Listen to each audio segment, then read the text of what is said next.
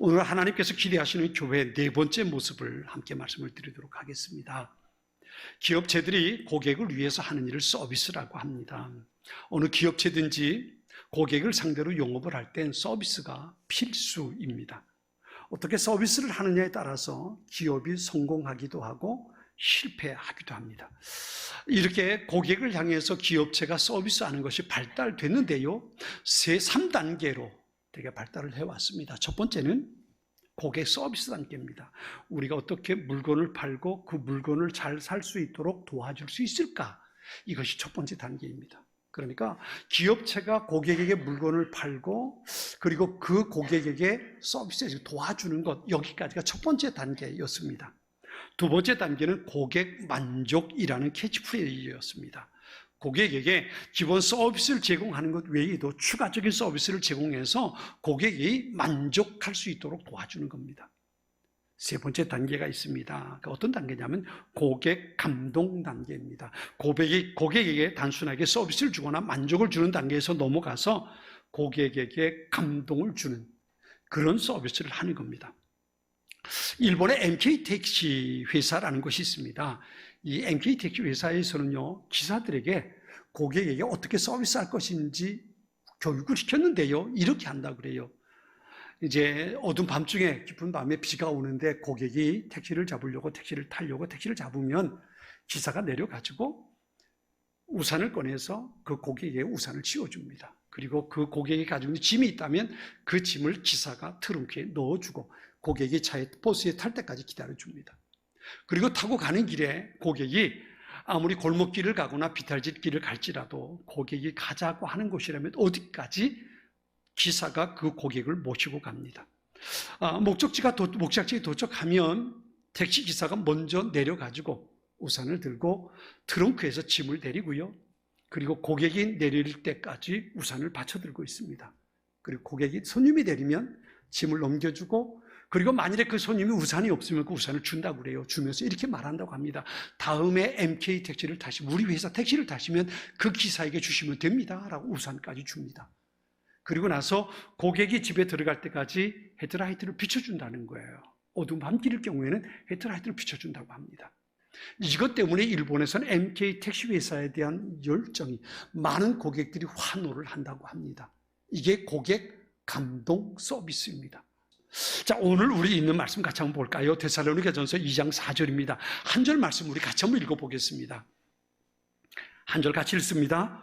오직 하나님께 옳게 여기심을 입어 복음을 위탁받았으니 우리가 이와 같이 말함은 사람을 기쁘시게 하려 함이 아니요 오직 우리 마음을 감찰하시는 하나님을 기쁘시게 하려 함이라. 아멘. 하나님을 기쁘시게 하는 삶을 살아가는 것. 사도 바울이 주님 앞에 사도로 부름받고 그리고 주님의 부름받은 자로 살아가는데 그 사도 바울의 목표는 한 가지였습니다. 내가 어떻게 하나님을 기쁘시게 해드리며 살 수 있을까? 갈라디아서 1장 10절에 이렇게 말합니다. 이제 내가 사람들에게 기쁨을 구하랴. 내가 지금까지 사람의 기쁨을 구하는 것이었다면 그리스도의 종이 아니니라 그랬어요. 무슨 말이에요? 바울은 주님 앞에 부름받고 사역을 진행하는 동안 사람의 기쁨을 위해서가 아니라 하나님의 기쁨을 위해서 사역해 왔다는 겁니다. 내가 어떻게 하나님 앞에 기쁨을 드릴 수 있을까? 내가 어떻게 하나님 앞에 감동을 드릴 수 있을까? 나를 자녀로 부르시고 나를 사역자로 불러주셨는데 나를 부르신 하나님 앞에 내가 어떻게 기쁨이 되어 살아갈 수 있을까? 이게 바울의 목표였다는 겁니다. 신앙생활을 한다는 것은요, 바로 이런 겁니다. 하나님을 기쁘시게 해드리고 하나님께 감동을 드리는 삶입니다. 웨스트민스터 소유의 문답 1조에 보면 이렇게 말합니다. 인간의 인생 안에 제일 되는 목적이 무엇인가? 라고 묻습니다. 그 질문에 대한 대답이 뭐냐 하면요, 하나님을 영화롭게 하며 그를 영원토록 즐거워하는 것이다 그랬어요. 이 말을 다르게 말하면 하나님을 기쁘시게 해드릴 겁니다. 우리 같이 한번 따라서 해볼까요? 하나님을 기쁘시게 하는 삶. 하나님을 기쁘시게 하는 삶. 그렇습니다. 하나님께서 기대하시는 교회는 하나님을 기쁘시게 해드리는 교회입니다. 하나님께 기쁨이 되는 교회, 하나님 앞에 기쁨을 드리는 성도, 이것이 하나님께서 기대하시는 모습이라는 겁니다. 왜 하나님을 기쁘시게 해드려야 될까요? 세 가지 간단하게 생각해 보면요. 첫 번째는요, 하나님께서 우리를 기뻐하시기 때문에 그렇습니다. 사무엘상 12장 22절에 보면 이렇게 말씀하세요. 여호와께서는 너희를 자기 백성 삼으신 것을 기뻐하셨다 그랬어요. 하나님께서 우리를 자녀로 삼으신 것을 기뻐하셨다는 겁니다. 두 번째는요, 우리가 하나님 앞에 기쁨을 드려야 하는 이유는 하나님께서 우리에게 큰 은혜, 복을 주셨기 때문입니다. 여러분, 우리는 하나님으로부터 어떤 은혜를 받았습니까? 어떤 복을 받았나요? 우리 죽을 수밖에 없었는데, 멸망당할 수밖에 없었는데, 지옥에 갈 수밖에 없었는데, 하나밖에 없는 아들 예수 그리스도 십자가에 내어주셔서 천국에 갈 수 있는, 하나님 나라를 소망하고 꿈꿀 수 있는 사람 되게 해주셨잖아요. 하나밖에 없는 아들 예수님을 우리에게 선물로 주셨어요. 이 은혜를 우리는 받았단 말이에요. 하나밖에 없는 아들입니다. 그 아들을 우리에게 주신 거예요. 그래서 우리가 천국을 소망하게 되었고 영원한 생명을 꿈꾸게 되었단 말이에요. 이 은혜가 크기 때문에 우리는 하나님 앞에 기쁨을 드릴 수 있는 삶이 되어야 하는 겁니다. 세 번째는요, 어떻게 보면 이것이 중요하다고 볼 수 있는데요, 그게 뭐냐면 하나님을 기쁘시게 해드리면 하나님께서 우리에게 또 다른 기쁨을 선물해 주시기 때문에 그렇습니다. 시편 37편 4절에 이렇게 말씀하세요. 여호와를 기뻐하라. 그가 내 마음의 소원을 네게 이루어 주시리라 그랬어요. 대표적인 사람, 요즘 생명의 삶을 통해 열왕기상에서 한 사람 만나봅니다. 그가 누굴까요? 솔로몬입니다. 다윗이 죽고 나서 솔로몬이 왕이 됩니다. 왕이 되고 나서 솔로몬이 하나님 앞에 일천번제를 드리지요. 1000마리 짐승을 잡아서 하나님 앞에 제사를 드린 거예요. 하나님께서 솔로몬에게 나타나셔서 말씀하십니다. 솔로몬아, 내가 네게 뭘 줄까? 네가 나한테 1000번제를 드리는 거 보니까 내 마음이 기뻐. 그러면 내가 너한테 뭘 선물로 줬으면 좋겠니? 라고 묻지요. 솔로몬이 뭐라고 말합니까? 나는 아직 어린아이입니다. 그런데 하나님께서 내게 맡겨주신 이 백성은 힘이 크고 많습니다. 내가 이들을 어떻게 다스려야 할지, 이들을 어떻게 바르게 인도해야 할지 난 알지 못합니다. 그러니까 내게 지혜를 주십시오라고 말합니다. 열왕기상에 보면 3장 10절로 14절에 이렇게 말씀하십니다. 주께서는 솔로몬이 지혜를 달라고 하자 기뻐하셨습니다. 하나님께서 솔로몬에게 말씀하셨습니다. 너는 오래 사는 것이나 부자가 되는 것을 구하지 않았고 내 원수를 죽여달라고 하지도 않았다. 너는 바르게 판결할 수 있는 지혜를 구했다. 그러므로 내가 너희의 말대로 하겠다. 나는 너에게 지혜와 슬기를 주겠다. 너처럼 지혜로운 사람은 전에도 없었고 앞으로도 없을 것이다. 뿐만 아니라 네가 구하지 않은 것까지도 주겠다. 너는 부와 영광을 누릴 것이며 내 평생토록 너와 같은 왕은 어디에도 없을 것이다. 만일 내 아버지 다윗처럼 네가 나를 따르고 내 율법과 명령을 잘 지켜 행하면 너를 오래 살도록 해주겠다. 그랬어요. 여러분, 무슨 말씀인지 감이 오십니까? 하나님 앞에 감동을 드리고 하나님 앞에 기쁨을 드리면 하나님께서 준비하신 하늘 보물창고의 문이 열린다는 겁니다. 아멘? 내가 하나님 앞에 기쁨을 드리면, 하나님께 감동을 드리는 삶을 살면 하나님께서 우리를 위해 준비하신 하늘 보물창고의 문을 여시고 우리의 그것을 채워주신다는 겁니다. 그러니까 하나님을 복받기 원한다면, 하나님의 복을 받기 원한다면, 하나님의 은혜를 누리기 원한다면 우리가 어떻게 살아야 될까요? 하나님을 기쁘시게 해드리며 살면 되는 겁니다. 그것이 바로 우리 신앙생활이고 하나님께서 기대하시는 교회의 모습이기도 한 겁니다. 그렇다면 어떻게 하나님 앞에 기쁨을 드리고 하나님 앞에 감동을 드리는 삶을 살아야 될까요? 그렇게 살 수 있을까요? 필요한 게 뭘까요? 첫 번째는요, 믿음이 필요합니다. 히브리서 11장 6절에 이렇게 말씀하셔요. 믿음이 없이는 하나님을 기쁘시게 하지 못하나니 하나님께 나아가는 자는 반드시 그가 계신 것과 또한 그가 자기를 찾는 자들에게 상 주시는 이심을 믿어야 할지니라 그랬습니다. 하나님을 기쁘시게 하지 못하는 사람은 어떤 사람이냐 하면 믿음이 없는 사람입니다. 믿음이 없이는 하나님을 기쁘시게 하지 못한다는 겁니다. 아무리 우리가 하나님에 대해서, 예수님에 대해서 많은 것을 알고 있다 할지라도, 내가 성경에 많은 지식을 가지고 있다 할지라도, 내가 성경을 수없이 읽었다 할지라도 하나님에 대한 믿음이 우리에게 없다면 결코 하나님을 기쁘시게 해드릴 수 없고 하나님께서 주신 은혜의 삶을 살아갈 수 없다는 겁니다. 그렇다면 믿음이라는 게 뭘까요? 믿음을 다른 단어로 바꿔 말하면 신뢰라는 단어입니다. 믿음을 가지고 산다는 건 내가 하나님을 신뢰하며 산다는 것을 말합니다. 좋은 믿음이라는 건 그래서 바꿔 말하면 하나님을 향한 무한한 신뢰를 가지고 사는 겁니다. 하나님께서 나를 사랑하셔서 나를 위해서 언제나 좋은 계획 가지고 계시고 어제도 오늘도 그리고 내가 주님 앞에 가는 그날까지 나를 인도하실 것이라는 것, 하나님은 언제나 합력의 선을 이루시는 분이라는 것, 이 하나님을 향한 신뢰를 가지고 우리가 살아가는 겁니다. 내 앞에 어떤 일이 있다 할지라도 말이에요. 그런데 이 믿음이 없어서 이스라엘 백성들은 고난을 겪게 되는 일들이 참 많았잖아요. 가나안을 앞에 두고 40일 동안 12명의 정탐꾼을 가나안 땅에 들여보냅니다. 그들이 40일 동안 가나안 땅을 정탐합니다. 돌아와서 보고하지요. 10명의 사람들은 그렇게 보고합니다. 우린 저기 들어갈 수 없다는 겁니다.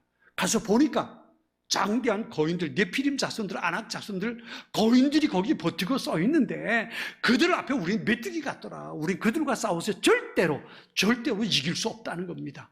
그리고 보니까 그 성이 얼마나 견고한지 그 성은 절대로 무너지지 않는다는 겁니다. 10명의 사람들이 보고 와서 한탄하면서 모세를 원망하고 하나님을 원망하며 얘기하는 겁니다.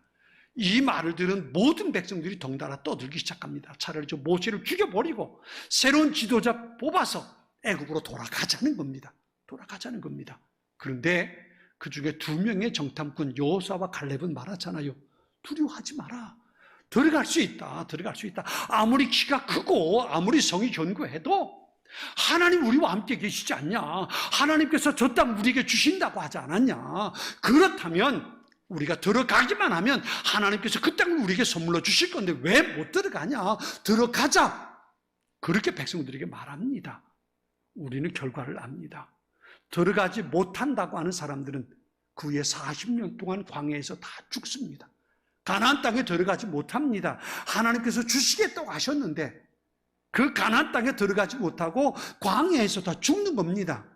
그리고 들어갈 수 있다고 말했던 2 사람 여호수아와 갈렙만 가나안 땅에 들어갈 수 있게 된 겁니다. 기준이 뭘까요? 하나님을 향한 신뢰입니다. 하나님을 신뢰하지 못하는 사람들은 가나안 땅에 못 들어갔습니다. 그런데 하나님을 신뢰하고 들어가자. 그들이 아무리 강해도 하나님 우리와 계시지 않냐? 그들은 우리 밥이다. 하나님께서 이기게 해주실 거야. 그랬던 사람들은 가나안 땅에 들어가는 겁니다. 사랑하는 성도 여러분, 하나님을 신뢰하고 사는 여러분들 될 수 있기를 바랍니다. 그 믿음만이 하나님을 기쁘시게 해드릴 수 있고 그 사람이 하나님께서 주신 은혜와 복을 누리며 살 수 있는 겁니다. 2번째는요, 하나님을 기쁘시게 할 수 있는 방법은 하나님의 은혜를 받고 살아가는 겁니다. 히브리서 12장 28절에 이렇게 말씀하십니다. 우리는 흔들리지 않는 나라를 받았으니 감사드립시다. 그리하여 경건함과 두려움으로 하나님이 기뻐하시도록 그를 섬깁시다. 그랬어요. 여러분, 은혜라는 게 뭘까요? 은혜가 뭘까요? 은혜라는 말을 우리나라 말로 쉽게 바꿔 말하면 그건 선물입니다. 하나님께서 내게 선물을 주셨다는 거예요. 그럼 은혜를 누리고 산다는 건 뭘까요? 그것은 하나님께서 내게 주신 선물을 내가 오늘 누리고 살아가는 겁니다. 만일에 이 감격과 이 감동이 사라져 버리면 어떤 현상이 생기는지 아세요? 어떤 현상이 생기냐면 첫 번째는 감사가 사라져요. 2번째는요, 신앙생활이 무기력해져 버리고 맙니다. 이 말을 이렇게 말할 수 있어요. 복이 특권이 되지 못하고 의무가 되면 불행해지는 겁니다. 이렇게 생각해 보세요. 몸에 병이 들면 제일 먼저 나타나는 현상이 뭘까요? 감기가 걸렸어요. 제일 먼저 나타나는 현상이 뭘까요? 물론 여진하기도 하고 기침이 나기도 하지만 제일 먼저 입맛을 잃어버리는 거예요. 입맛을 잃어버려요. 몸에 병이 들면 입맛을 잃어버리는 거예요. 그리고 몸에 병이 들면 먹고 싶은 게 없어요. 입맛이 사라지니까요. 그 사람은 그럼에도 불구하고 그 사람 먹어야 되는 거예요. 먹어야 살 수 있는 거잖아요. 먹어야 면역력을 키울 수 있잖아요. 그때부터 그 사람 먹는 게 뭐가 될까요? 먹는 게 일이 되고 약이 되고, 음식을 먹는 게 아니라 약을 먹는 거예요. 먹지 않으면 내 병이 낫지 않으니까 일 삼아 약 삼아 음식을 먹는 거예요. 그 사람에게 먹는 것이 행복한 게 아닌 거예요. 그런데 건강한 사람은 어때요? 건강한 사람 먹는 게 맛있는 거 먹으면, 저는 이 텔레비전 보면서 한 사람 참 부러운 사람이 있어요. 그게 백종원이라는 분이에요. 백종원 씨가 또 이제 세계 갖고 다니면서 배고파라는 프로그램을 하더라고요. 와, 근데 그 모습 보면 얼마나 맛있게 먹는지 말이에요. 와, 그걸 어떻게 그 많은 양을 먹으면서도 그렇게 정말, 그분이 먹는 걸 보면 저도 먹고 싶어요. 지금 꿀꺽 넘어, 야, 정말 기가 막히게 맛있나 보다. 그런 생각이 들어요. 정말 맛있게 먹어요. 먹는 게 행복한 것이 그 얼굴의 표적으로 보여요. 보입니다. 근데 그게 일이 되면 그거 할 수 있을까요? 일이 되면 할 수 없는 거예요. 하나님께서 내게 주신 은혜를 내가 누릴 때는 우리의 삶에 행복이 있습니다. 그런데 내가 하나님께서 내게 주신 은혜가 은혜되지 못하면, 그것이 하나님의 은혜라는 것을 깨닫지 못하면 어떻게 될까요? 그게 의무가 되는 거예요. 행복하지 못하는 거예요. 교회 생활이 그래요. 하나님께서 주신 은혜가 내 안에 있지 못하면, 그 은혜로 인해서 기쁨과 감격을 잃어버리게 되면 신앙생활하는 게 의무가 돼버려요. 교회에 와서 예배 드리는 게 힘들어요. 찬양을 하고 예배를 드리고 하나님의 말씀을 보고 교제하고, 이게 의무적이 돼버리는 거예요. 그러면 그 속에 기쁨이 사라져버리고 마는 겁니다. 우리는 하나님의 은혜가 은혜되는 삶을 살아야 돼요. 그래야 우리의 삶이 하나님을 기쁘시게 해드릴 수 있게 되는 겁니다. 세 번째는 어떻게 하나님을 기쁘시게 해드릴 수 있냐면 성령 충만을 받아야 돼요. 로마서 8장 5절에 이렇게 말씀하십니다. 육신을 따라 사는 사람은 육신의 일을 생각하지만 성령을 따라 사는 사람은 성령의 일을 생각합니다. 육적인 사람은 하나님의 법에 복종하지도 않고 또 복종할 수도 없기 때문에 하나님과 원수가 됩니다. 육신의 지배를 받는 사람은 하나님을 기쁘시게 할 수 없습니다. 그러나 성령님이 여러분 안에 계시면 여러분은 육신의 지배를 받는 것이 아니라 성령의 지배를 받습니다. 누구든지 그리스도의 영이 없으면 그리스도의 사람이 아닙니다. 그랬어요. 잘 들으세요. 성령의 다스림을 받지 않으면 하나님을 기쁘시게 해드릴 수 없다는 거예요.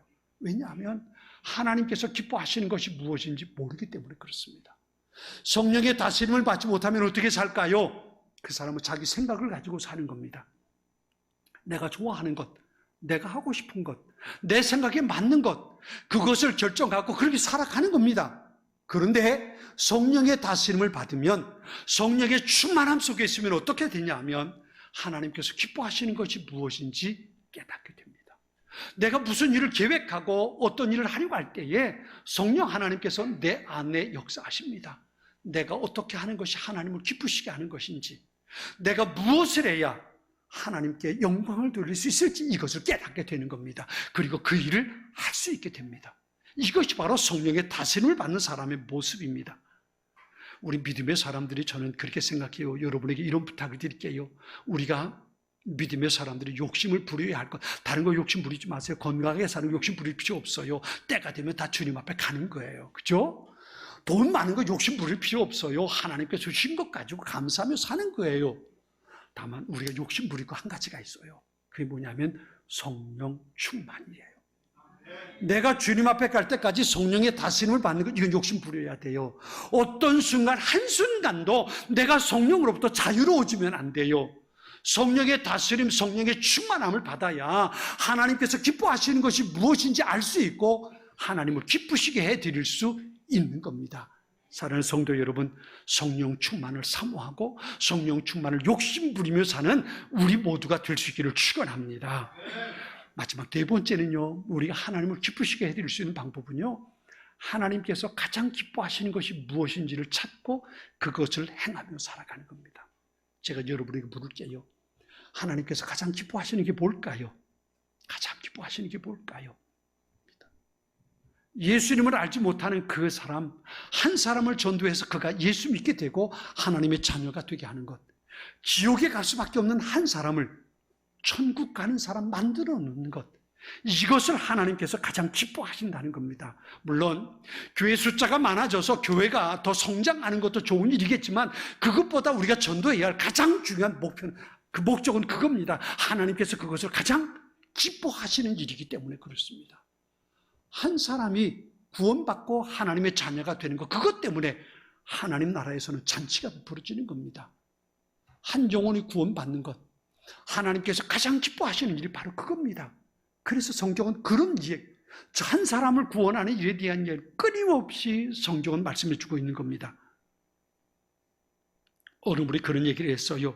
자기가 예수 이름을 믿고 천국 소망을 가지고 있다면 그것은 다른 사람에 의해서 확인돼야 한다 그랬어요.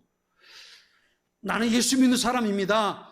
난 천국에 갈 수 있습니다. 내가 아무리 고백해도 그건 헛일이라는 거예요. 다른 사람 누구예요? 예수 믿지 않는 내 옆에 있는 사람이 당신을 보니까 당신 예수 믿는 사람 맞아, 그렇게 증언해 줄 때에 의하면 내가 진짜 믿음을 가지고 있는 사람이라는 거예요. 제가 여러분에게 이렇게 묻겠습니다. 여러분 주변에 있는 사람이 여러분을 보고 당신 예수 믿는 사람 맞습니다라고 증언해 주는 사람이 있습니까? 그렇게 증언해 주는 사람이 있어야 그 사람이 진짜 믿음의 사람이라는 거예요. 이 말은 무슨 말이에요? 내가 누군가에게 그렇게 예수 믿는 복음에 대해서 이야기해 줄 수 있어야 한다는 겁니다. 교회가 하는 일에 대해서 때로는 비판하고 비난하고 때로는 핑계대고 순종하지 않고 열심히 하는 사람 보면 시험에 들게 만들고 교회가 하는 많은 일들 가운데서 방해가 되는 그런 사람들이, 그 사람만 만나면 상처를 받고 시험에 드는 그런 사람이 있는가 하면 어떤 사람 디딤돌 하는 역할을 하는 사람이 있대요. 연약한 사람을 격려해주고 북돋워주고 열심히 순종하고, 그래서 그 사람만 만나면 넘어진 사람도 일어나고 다시 힘있게 신앙생활할 수 있도록 도와주는 디딤돌 역할을 하는 사람이 있대요. 한번 여러분 생각해 보세요. 나는 걸림돌 역할을 하는 사람일까, 디딤돌 역할을 하는 사람일까? 제가 여러분의 담임 목사로 부탁을 드립니다. 걸림돌 역할을 하는 사람이 아니라 디딤돌 역할을 하는 사람들 될 수 있길 바랍니다. 그렇죠? 그래서 여러분을 통해서 예수님을 만나는 사람이 있고, 여러분을 통해서 넘어진 사람이 일어나게 되고, 여러분을 통해서 하나님을 향해 더 한 걸음 나아가는 그런 일들이 벌어질 수 있어야 합니다. 사랑하는 성도 여러분, 우리 교회를 이곳에 세우신 하나님의 뜻을 찾아서 하나님을 기쁘시게 해드릴 수 있는 우리 교회, 저와 여러분이 될 수 있기를 축원합니다. 하나님께 기쁨을 드리는 성도가 되어야 합니다. 믿음에 부유한 사람들이 되십시오. 항상 은혜를 사모하고 받은 은혜 가지고 살아가십시오. 그리고 성령의 다스림을 받고 하나님께서 기뻐하시는 한 영혼을 마음에 품고 늘 기도하며 전도하기를 힘쓰는 우리 모두가 될 수 있기를 바랍니다. 그래서 정말 하나님께서 우리 교회를 보시고 저와 여러분을 보시고 하나님께서 감동하시고, 그리고 하나님께서 하늘 문을 여시고 하늘의 것들로 가득 채워지는 그 복을 받아 누리는 저와 여러분, 우리 교회 공동체가 될 수 있기를 바랍니다. 지금은 선교 헌금 시간입니다. 이 예배를 통해 삶 가운데 은혜와 회복이 충만하시길 간절히 기도합니다.